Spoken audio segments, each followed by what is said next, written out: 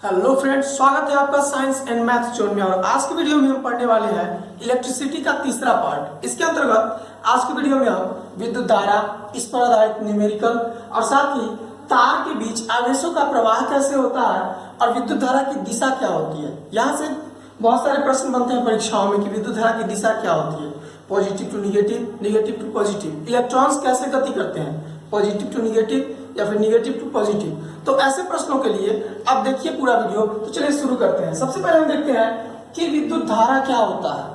तो आवेश के पास एक गुण है और वह विशेष गुण यह है कि जिस तरह से जल बह सकती है, वायु बह सकती है, उसी तरह से इलेक्ट्रॉन्स या फिर आवेश भी बह सकते हैं। आवेश भी क्या होते हैं? आवेश बह सकते हैं, किंतु आवेश को बहने के लिए माध्यम चाहिए और साथ ही एक धक्का चाहिए। जो आवेश सपोज करते हैं यहाँ पर एक पॉजिटिव आवेश है, अब जब तक इसको धक्का नहीं मिलेगा ये आगे नहीं बढ़ेंगे। ठीक है, तो हम कह सकते हैं कि आवेश के प्रवाह को ही विद्युत धारा कहते हैं। मतलब विद्युत मतलब इलेक्ट्रिसिटी और धारा मतलब प्रवाह, मतलब कि आवेश का प्रवाह क्या होता है? विद्युत धारा कहलाता है। तो लिख सकते हैं परिभाषा इसकी कि आवेश के प्रवाह को विद्युत धारा कहते हैं। धारा का अर्थ प्रवाह, विद्युत प्रवाह भी कह सकते हैं इसे, इलेक्ट्रिक करेंट। अब हम यहाँ ध्यान देंगे कि ये तो परिभाषा हो गई, लेकिन इस परिभाषा से विद्युत धारा की माप नहीं की जा सकती है। इस परिभाषा से विद्युत धारा की माप नहीं की जा सकती है। तो एक और परिभाषा है जिससे विद्युत धारा की माप संभव हो सकती है और वो यह हो जाएगा कि प्रति किसी चालक से, हम कह सकते हैं कि किसी चालक से एकांक समय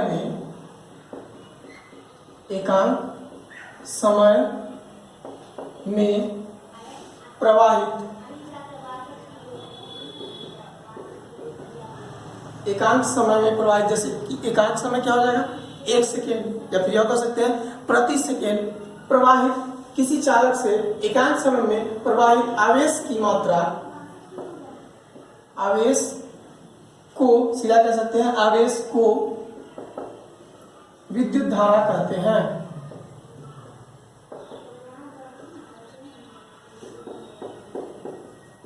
ठीक है, तो यहाँ पर आसानी से हम परिभाषा देख सकते हैं कि इकाई समय में जितना आवेश प्रवाहित हो जाएगा किसी चालक से, उसी को हम क्या कहेंगे? विद्युत धारा कहेंगे। विद्युत धारा को I से डिनोट करते हैं। विद्युत धारा को किससे सूचित करते हैं?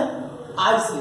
ठीक है, अब हम यहाँ देखेंगे कि विद्युत धारा को I से सूचित करते हैं। और अगर हम देखें कि किसी चालक से, सपोज करते हैं कि यह चालक है, ठीक, और किसी चालक से आवेश जो है 5 सेकेंड मतलब 30 सेकेंड में, कितने सेकेंड में?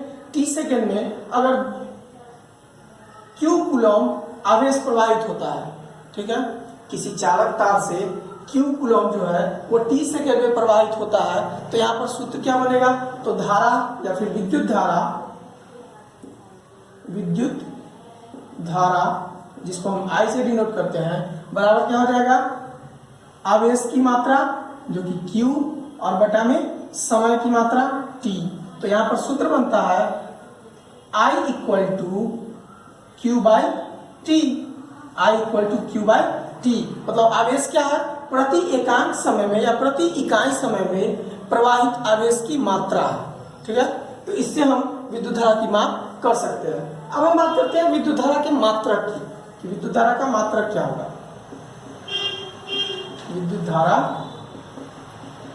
का मात्रक, अब ध्यान देंगे कि विद्युत धारा का मात्रक ये वही होगा जो कूलम और आवेश के मात्रक के अनुपात में होगा। तो आवेश का मात्रक क्या होता है? आवेश का मात्रक होता है कूलम, और समय का मात्रक क्या होता है? सेकेंड, या हम इसको इस तरह से भी लिख सकते हैं कूलम प्रति सेकेंड, कूलम प्रति सेकेंड। तो विद्युत धारा का मात्रक कूलम प्रति सेकेंड है।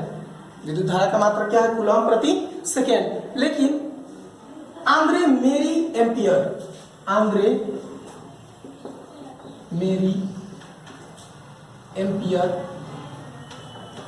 इन इस वैज्ञानिक के सम्मान में हम विद्युत धारा का मात्रक जो है वो एम्पियर लिखते हैं। क्या लिखते हैं?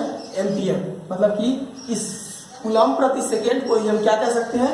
एम्पियर कह सकते हैं। तो हम यह लिख सकते हैं कि 1 कूलम प्रति सेकेंड बराबर कितना हो गया? 1 एम्पियर। और एम्पियर को सूचित करते हैं कैपिटल ए से। तो हम यहाँ लिख सकते हैं 1 कूलम प्रति सेकेंड बराबर 1 एम्पियर। और सूत्र भी हमारे पास बन गया I equal to Q by T. I equal to Q by T, जहाँ I क्या है? धारा है, Q क्या है? आवेश है, और D क्या है? समय है। अब चलिए इस पर आधारित कुछ न्यूमेरिकल बनाते हैं और उसके बाद हम देखेंगे तार के बीच आवेशों का प्रवाह कैसे होता है। काफी इंटरेस्टिंग पॉइंट है। तो आइए हम न्यूमेरिकल देखते हैं। सबसे पहला न्यूमेरिकल है कि 4 सेकंड में प्रवाहित 10 कूलम आवेश से बनी विद्युत धारा की गणना करें। तो यहाँ पर हमसे क्या पूछा जा रहा है? विद्युत धारा पूछ रहा है। किसी भी न्यूमेरिकल को जवाब बनाते हैं तो सबसे पहले यह देखिए कि हमको निकालना क्या है और क्या क्या दिया हुआ है। तो अगर हम बात करें तो टाइम दिया हुआ है और आवेश दिया हुआ है। जब दोनों चीजें दी हुई है और निकालना है क्या? धारा I, तो हम जानते हैं I बराबर क्यू बाई टी। तो सूत्र लगेगा I बराबर, मतलब कि विद्युत धारा बराबर Q बटा टी। तो Q कितना है? 10 कूलम। C से सूचित करते हैं कूलम को। और समय कितना है? 4 सेकेंड। ठीक है, अगर इसको हम डिवाइड करेंगे तो क्या आ जाएगा? 2.5 और कूलम प्रति सेकेंड, या इसी को हम लिख सकते हैं क्या? तो इसी को हम लिख सकते हैं 2.5 एम्पियर, क्योंकि एम्पियर किसका मात्रक है? विद्युत धारा का मात्रक है। और कूलम पर सेकेंड को एम्पियर भी लिख सकते हैं। अगला प्रश्न है कि किसी चालक में 2 एम्पियर की धारा 2 सेकंड में प्रवाहित हुई तो आवेश की गणना करें। वहां पर आवेश कितना प्रवाहित हुआ? तो क्या क्या दिया हुआ है? हमारे पास धारा का मान दिया हुआ है और समय दिया हुआ है। हमको निकालना क्या है? आवेश। तो इसी सूत्र से निकल जाएगा, क्योंकि यहाँ पर 3 पद है और इन तीनों पदों में से अगर 2 पद दिया हुआ है तो तीसरा पद आसानी से निकाला जा सकता है। तो इस तरह से यहाँ पर आवेश बराबर क्या हो जाएगा? Q बराबर I गुने T हो जाएगा, है ना। उस सूत्र को अगर हम दूसरे रूप में लिखना चाहें तो Q बराबर I गुने T। तो हम लिख सकते हैं आवेश बराबर I का मान, धारा का मान कितना है? 2 एम्पियर, और गुने समय का मान कितना है? एम्पियर को हम क्या लिख सकते हैं? कूलम प्रति सेकेंड, और गुने समय कितना है? तो 2 सेकेंड। तो सेकेंड से सेकेंड कैंसिल, और 2 दूनी 4 कूलम। तो यहाँ पर हमारा सही आंसर क्या हो गया? 4 कूलम। तो इस तरह से ऐसे न्यूमेरिकल काफी आसान न्यूमेरिकल होते हैं, और आप जब बनाइएगा तो आपको आसानी से बस सूत्र याद रखना है और आसानी से बन जाएगा। ठीक है, तो चलिए अब हम चलते हैं अगले पॉइंट पर, तार के बीच आवेशों का प्रवाह। तार के बीच आवेशों का प्रवाह। अब ध्यान देंगे कि कोई भी चालक तार जो होता है उसमें वो विद्युत का चालन क्यों करता है? वो करंट को आगे तक कैसे ले जाता है? तो वो करंट को आगे तक इसलिए ले जाता है क्योंकि उसमें मुक्त इलेक्ट्रॉन होते हैं, स्वतंत्र इलेक्ट्रॉन होते हैं। और ये जो इलेक्ट्रॉन्स होते हैं ये स्वतंत्र होते हैं, स्वतंत्र इलेक्ट्रॉन। यह इलेक्ट्रॉन किसी आवेश को आगे तक ले जाते हैं। ठीक है, और जब ये आवेश आगे बढ़ते हैं तो क्या होगा? आवेश प्रवाहित होने लगेगी, और आवेश का प्रवाह क्या होता है? विद्युत धारा बनता है। तो ये जो इलेक्ट्रॉन्स होते हैं ये आवेश को ढो करके ले जाते हैं, तो इसे हम आवेश वाहक भी कहते हैं। इलेक्ट्रॉन्स को या स्वतंत्र इलेक्ट्रॉन्स को आवेश वाहक भी कहा जाता है, आवेश वाहक। ठीक है, चलिए अब हम देखते हैं कि किसी भी तार में जो स्वतंत्र इलेक्ट्रॉन होते हैं उन पर भी तो आवेश होता है, वो निगेटिव चार्ज में होते हैं। इलेक्ट्रॉन्स पर कौन सा चार्ज होता है? निगेटिव चार्ज होता है। ठीक है, ऋणात्मक चार्ज होता है, आवेश होता है। तो वो आवेशित होते हैं, मतलब वो भी अगर इधर उधर जाएंगे तो क्या होगा? आवेश बनना चाहिए। लेकिन होता क्या है वास्तविकता? ये देखिए कि यहाँ स्वतंत्र इलेक्ट्रॉन जो होते हैं उनकी दिशा एक तरफ नहीं होती है, वे दिशा एक तरफ नहीं गति करते हैं, उनकी दिशा अलग अलग होती है। ये अलग अलग गतियों में गति, मतलब अलग अलग दिशाओं में गति करते रहते हैं, ये नहीं कि उनकी दिशा एक तरफ होती है। तो इस तरह से ये जो आवेशित कण है वो एक सीधी रेखा में न जाकर के इधर उधर गति करते रहते हैं, जिससे नेट आवेश जो है इस चालक का नेट आवेश 0 हो जाता है, शून्य हो जाता है, आवेश बन ही नहीं पाता है या आवेश बेहतर तरीके से प्रवाहित हो ही नहीं पाता है, तो करंट कैसे बनेगा, धारा कैसे बनेगी। लेकिन वही अगर हम यहाँ पर एक विभवांतर जोड़ दें, एक विभव दे दें, ठीक है, विभव निश्चित या स्थिर विभव देने के लिए या विभवांतर के लिए हम किसका उपयोग करते हैं, तो सेल का उपयोग करते हैं, है ना। तो अगर हम सेल का उपयोग करें, एक बैटरी लगा दें यहाँ पे, तो क्या होगा कि आवेश प्रवाहित होने लगेंगे। ये सभी इलेक्ट्रॉन्स निगेटिव चार्ज की ओर से इधर की ओर गति करने लगेंगे, ये सभी इलेक्ट्रॉन इस दिशा में गति करने लगेंगे। तो अब इलेक्ट्रॉन्स की जो दिशा है वो एक तरफ है और ये आवेश को ले जा रहे हैं। तो अगर ये इलेक्ट्रॉन्स एक गति में चल रहे हैं, इसका मुख्य कारण क्या है, विभवांतर। क्या है, विभवांतर। बिना विभवांतर के विद्युत धारा बनाना संभव नहीं है। विद्युत धारा तभी बनेगी जब इलेक्ट्रॉन्स एक दिशा में गति करेंगे, और एक दिशा में गति कराने के लिए उन्हें धक्का देने के लिए क्या चाहिए, तो विभवांतर चाहिए। उनके दोनों छोरों के बीच क्या चाहिए, विभवांतर। और जो विभवांतर होगा, पोटेंशियल डिफरेंस होगा, वो किसके द्वारा दिया जाना संभव है, तो सेल द्वारा, बैटरी द्वारा, ठीक है। तो इस तरह से तार के बीच आवेशों का प्रवाह होता है। कब आवेशों का प्रवाह होगा, जब उनके बीच विभवांतर जुड़ेगा, मतलब विभवांतर होगा तभी। और तार में आवेश का प्रवाह हमेशा उच्च विभवांतर से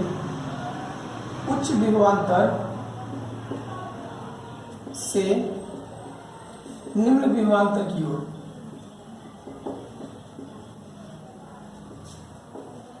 आवेश का प्रवाह हमेशा उच्च विभवांतर से निम्न विभवांतर की ओर होता है। हालांकि आपको ये जो पॉजिटिव चार्ज है यह उच्च विभव है और यह निगेटिव चार्ज है यह निम्न विभव है, ठीक है। अब आप सोचिएगा कि इलेक्ट्रॉन्स की दिशा तो इस दिशा में है ना, इलेक्ट्रॉन तो निगेटिव चार्ज की ओर से गति कर रहे हैं, जबकि हम विद्युत धारा की दिशा ऐसे दिखाते हैं। अभी हम विद्युत धारा की दिशा पर चर्चा करेंगे, ठीक है।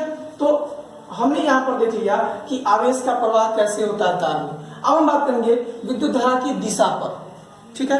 तो चलिए, जब विद्युत धारा की खोज हुई थी, जब विद्युत धारा की अवधारणा आई, तो उस समय के जो वैज्ञानिक थे, प्राचीन समय के जो वैज्ञानिक थे, चलिए हम बात करते हैं उस बात पर, इसको नोट कर लीजिएगा। जो प्राचीन समय के वैज्ञानिक थे, ठीक है, विद्युत धारा की दिशा पर बात कर रहे हैं।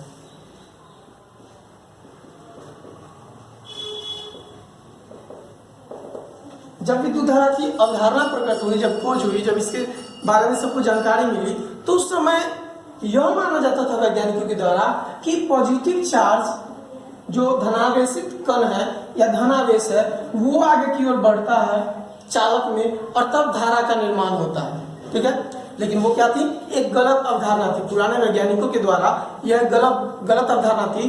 बाद में जब इलेक्ट्रॉन का खोज हुई, मतलब जब इलेक्ट्रॉन की खोज हो गई, तब क्या हुआ कि वैज्ञानिक ने इलेक्ट्रॉन्स को जब सही से अध्ययन किया इलेक्ट्रॉन्स का, तो पाया कि किसी चालक तार में इलेक्ट्रॉन्स की गति के कारण विद्युत धारा उत्पन्न होती है। अगर इलेक्ट्रॉन्स आवेश नहीं ले जाएंगे तो विद्युत धारा बनेगी नहीं। जबकि पुराने वैज्ञानिकों का क्या कथन था कि धनावेशित जो धन आवेश होते हैं वो आवेश को ले जाते हैं और तब करंट बनता है। तो यहाँ पर परेशानी आ गई, एक ऐसी परेशानी आ गई कि परिपाटी के अनुसार जो प्राचीन वैज्ञानिक जिनका हम काफी सम्मान करते हैं, उन लोगों ने बताया कि विद्युत धारा पॉजिटिव टू निगेटिव फ्लो करता है, ठीक। बाद में जो नए वैज्ञानिकों ने जब अध्ययन किया तो उन्होंने कहा कि निगेटिव की तरफ से इलेक्ट्रॉन्स पॉजिटिव की ओर प्रवाहित होते हैं। तो अगर सही मायने में देखा जाए तो इलेक्ट्रॉन्स निगेटिव टू पॉजिटिव मतलब कि आते हैं, और जब इलेक्ट्रॉन्स निगेटिव से पॉजिटिव आते हैं और आवेश अपने साथ ले जाते हैं, तो धारा तो इसी के कारण बनता है ना, धारा तो इसी के कारण बनता है। तो इस कारण से यहाँ पर क्या किया गया, सपोज करते हैं कि यह परिपथ है, यहाँ पर एक सेल लगा हुआ है, ये पॉजिटिव ये निगेटिव है, और यहाँ पर हम धारा दिखाए हैं। तो इसमें होता क्या है कि निगेटिव की ओर से इलेक्ट्रॉन्स चलते हैं, अपने साथ निगेटिव चार्ज लिए इलेक्ट्रॉन्स गति करते हैं, ठीक। लेकिन जो परिपाटी है, जो प्राचीन वैज्ञानिकों ने, पुराने वैज्ञानिकों ने बना दिया कि पॉजिटिव की ओर से विद्युत धारा बहती है, इसलिए हम परिपथ में धारा को इस दिशा में दिखाते हैं, आई लिख देते हैं। और तीर का चिन्ह हमेशा किस दिशा की से देते हैं, तो पॉजिटिव से निगेटिव की ओर, पॉजिटिव से निगेटिव की ओर। तो अगर अब पूछा जाए कि विद्युत धारा की दिशा क्या होती है, तो परिपाटी के अनुसार विद्युत धारा की दिशा वह दिशा होगी जो इलेक्ट्रॉन के गति की दिशा के विपरीत होगी। इलेक्ट्रॉन ऐसे गति कर रहे हैं, इलेक्ट्रॉन्स ऐसे गति कर रहे हैं, जबकि विद्युत धारा की दिशा तो ऐसे बताई गई है, ठीक। तो उनका सम्मान रखने के लिए, पुराने वैज्ञानिकों का सम्मान रखने के लिए हमने मान लिया या हम कहते हैं कि हाँ, विद्युत धारा जो है इलेक्ट्रिसिटी या electric current positive to negative flow करती है, मतलब कि धनावेश की ओर से ऋणावेश की ओर प्रवाहित होती है। तो हम कह सकते हैं परिपाटी के अनुसार, परिपाटी के अनुसार विद्युत धारा की दिशा इलेक्ट्रॉन के गति की दिशा के विपरीत होती है। मतलब विद्युत धारा की दिशा क्या होगी, पॉजिटिव टू निगेटिव ही होगी। हम जानते हैं पर हम मान नहीं रहे हैं, हम कह नहीं सकते, क्योंकि हम अपने पुराने वैज्ञानिकों का जिन्होंने यहाँ इसकी खोज में मदद किया उनका सम्मान करते हैं। तो उनकी सम्मान में हमने पॉजिटिव टू निगेटिव ही मान लिया और हम कहते हैं कि परिपाटी के अनुसार विद्युत धारा की जो दिशा होगी वो क्या होगी, तो इलेक्ट्रॉन्स की गति की दिशा के विपरीत दिशा। ठीक है, तो बस आज के लिए इतना ही। अगले वीडियो में हम देखेंगे ओम्स लॉ और ओम्स लॉ पर आधारित जो भी न्यूमेरिकल बनते हैं, सूत्र बनते हैं, मतलब चालक पर ओम्स लॉ के कारण क्या क्या प्रभाव पड़ता है, किन स्थितियों में ओम्स लॉ जो है या ओम का नियम जो है वह कैसे चालकों पर काम नहीं करता है, इन सब के बारे में अगले वीडियो में अध्ययन करेंगे। तो धन्यवाद।